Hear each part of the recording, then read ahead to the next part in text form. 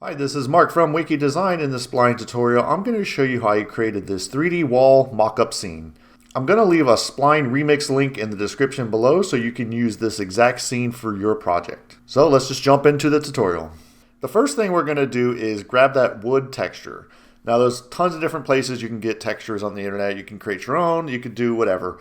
But in this case, I found this really cool free open source 3D library, so you can download textures, and there's tons of them on here. So this is a really good resource. It's called Polyhaven. So what you do is you just go underneath your assets right here. You can click on textures. And as you can see, they have a whole bunch of textures right here. And the good thing about this website is they give you really large resolutions of these things, so you can use them in all different types of scenes. But in this situation, if you just go over into wood right here, you can go over into floor. And this is the one I used for this tutorial. It's a laminate floor 02. As you can see right here, when you download it, they're going to give you a really large resolution. So you can just go ahead and click download. And then what I like to do is once it's downloaded, I like to shrink it down into something a lot more manageable when it comes to file size. So in this situation, I converted this over into 1024 by 1024. So it's a perfect square. And the good thing about this texture is it's completely seamless. So you can go ahead and just keep adding width to your wall, and then it will scale correctly and it will be seamless. So go ahead and just download that, convert it into something small. You can even go smaller. You can go like 800 by 800. But a lot of times I like to just stick with 1024. And just save that out as a JPEG, and we can jump over into Spline and show you how I have everything set up. As you can see, this scene is very simple. I'll just quickly go over everything. So the back of that is just going to be, the wood texture is just going to be a regular rectangle. I have a single point light right here kind of pointing toward the wall. And as you can see right here, the intensity is at 0.87, which is white, so nothing crazy. So let's go ahead into the rectangle and show you how I have the material set up.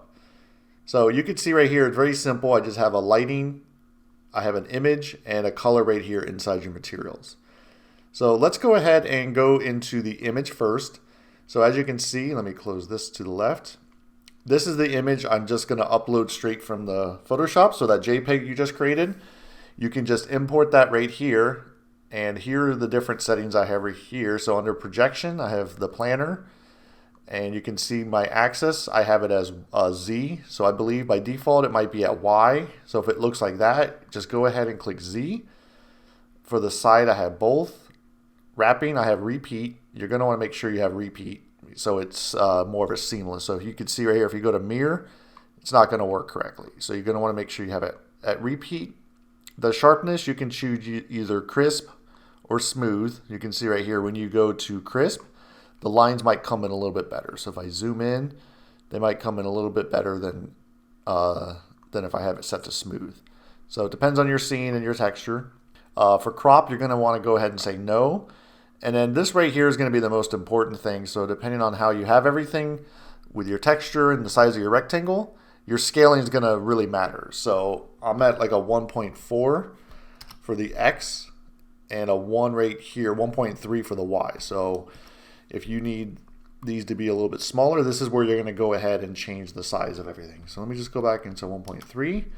And then your offset, since this is a seamless texture, you don't need to offset it or anything like that. So I'm just going to keep that at 0.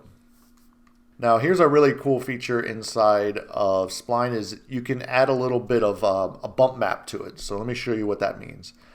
So right now I have a little bit of a bump. So if you go underneath your lighting right here, you can change your shininess and all of that right here.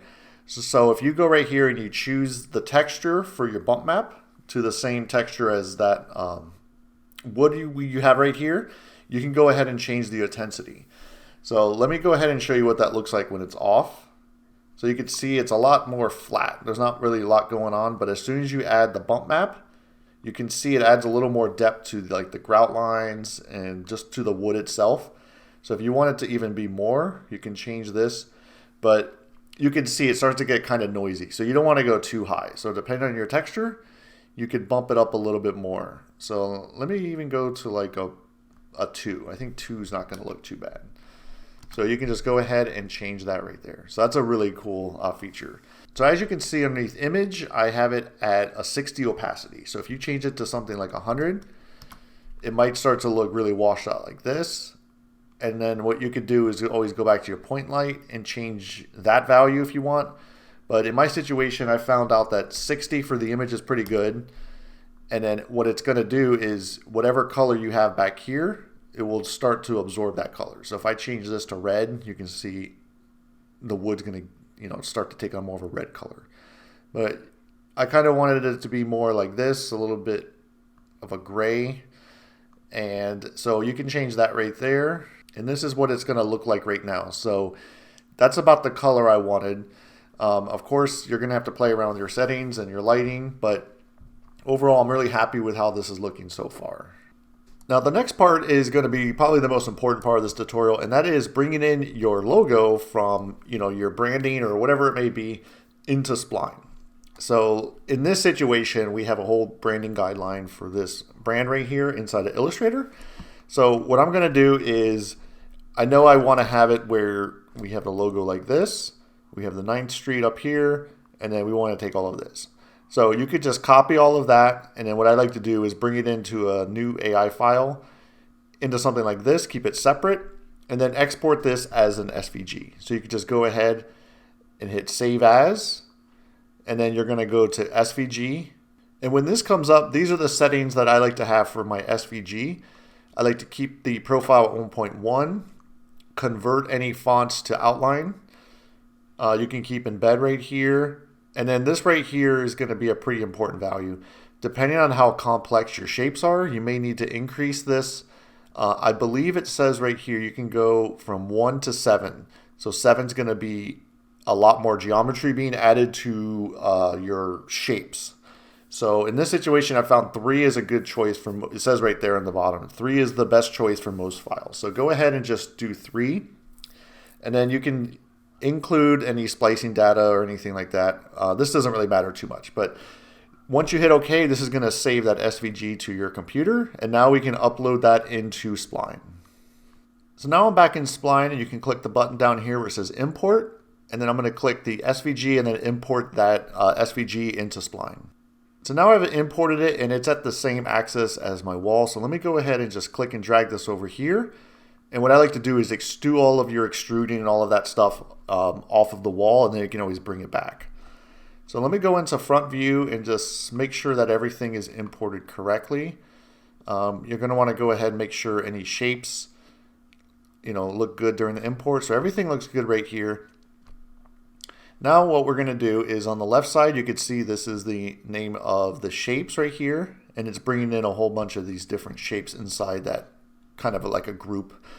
So what I like to do is select all of these, and then you can just extrude it right here where on the right extrusion. You can just click and drag that up a little bit. So depending on how thick you want this, that's going to be the thickness right here. So something like 10 or 11. Let's go back to 10. 10 seem to be pretty good. So now that's going to be the depth of the letters, and what we want to do now is have a white overlay. Now, there is some limitations using Spline. I have a big background in 3D Studio Max and a little bit inside of a Blender. So in situations like this, you in other 3D programs would be able to join all of these layers together, make it like one big mesh, and then what you could do is take the front pieces, all the faces, and have it as like a different texture. So inside of Spline, they don't give you that type of functionality when you import like an SVG or you have a custom shapes like this. So there is some limitations right there. Now what we could do is re-import what we just did as an SVG image, keep it flat, and just have it float above this extruded black right here. So let me show you how easy that is to do. So let's go ahead and just keep all of that right there and just do the same thing. So we're going to go ahead and just import the same SVG, but keep it flat this time. And as you can see, it's right over here. And what we can do is just click and drag that over here. So before we do that, let's go ahead and change this to white so we know that it's the right one that we're selecting. So when you have your flat one selected, go ahead underneath color and let's just change that to white. So now you can see we have a flat white version. Let me turn the camera. And then we have the extruded black one. So In order to make it where it floats in front of it, we just need to make sure that the axis points are the same. So let's go ahead and, to keep things simple, let's just call this one black. Change this one to white. I'm just changing the layers so I know which ones are which.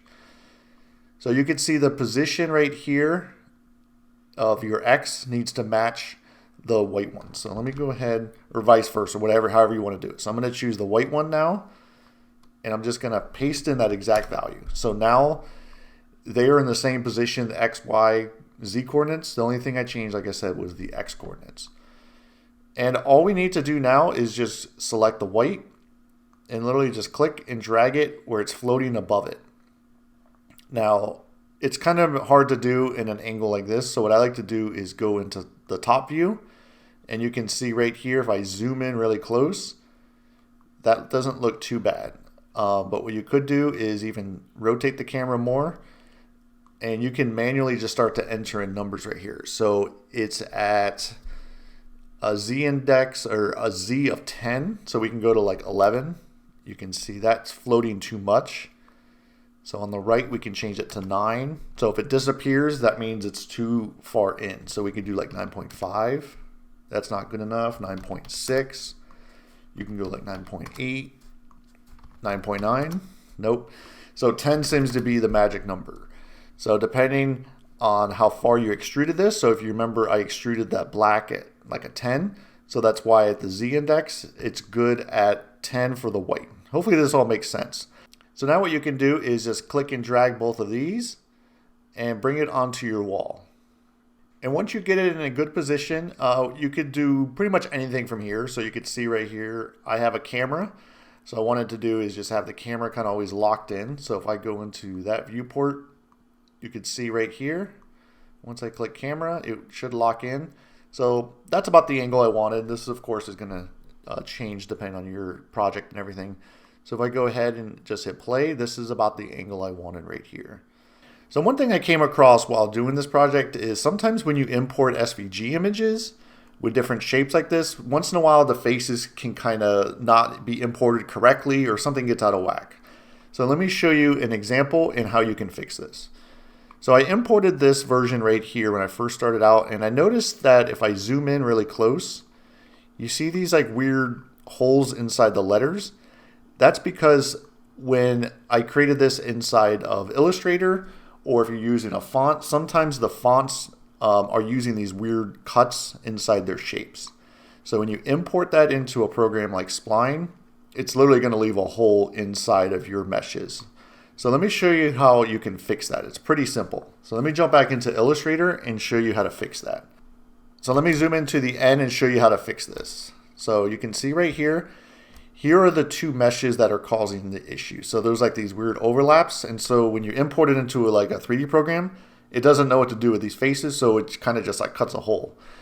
So inside of Illustrator, if you have your pen tool ready, you can go ahead and you see where it says add anchor point. What we need to do is add an anchor point and then start to delete some of these. So if I zoom in and you see right here, it's locking automatically to the intersect. So what I'm going to want to do is click that. Now what you do is go underneath delete anchor points. And what we need to do is just delete these two. So delete and delete. So the N is keeping the shape, but it's getting rid of these extra little faces. So if I zoom into this one, just got to do the same thing. Go to intersect, make sure it says intersect, click. Then you go to minus and delete those. So once you do that, it automatically is going to remove those faces. So what I recommend is just going inside of Spline, zoom in pretty close and make sure there's no holes like that. So that's how you fix it. You just need to go into each letter and manually do that. It's a little bit of a pain in the butt, but it's going to be a really important thing because you don't want holes inside your meshes, because when you start to extrude it, you're going to have these weird gaps and it's just not going to render out correctly. So that's it for the Spline tutorial on how you can create a 3D wall mockup like this. Make sure you give this video a like, subscribe to this YouTube channel, and hit that bell to receive notifications when I release new tutorials like this. Again, this is Mark from Wiki Design.